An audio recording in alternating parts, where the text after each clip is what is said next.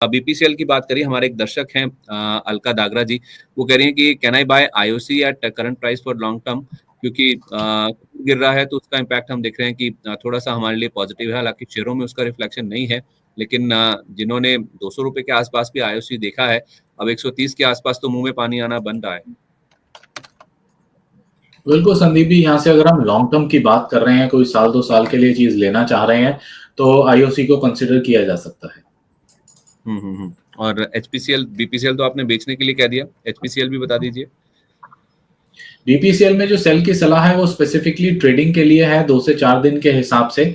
लेकिन अगर हम लॉन्ग टर्म की बात करें तो ये 3 रिफाइनरियों में इंडियन ऑयल कॉर्पोरेशन सबसे बड़ी कंपनी है, तो वही हमारे कस्टमर ने, इस क्लाइंट ने चुनी है, तो उस पर कंसिडर कर सकते हैं।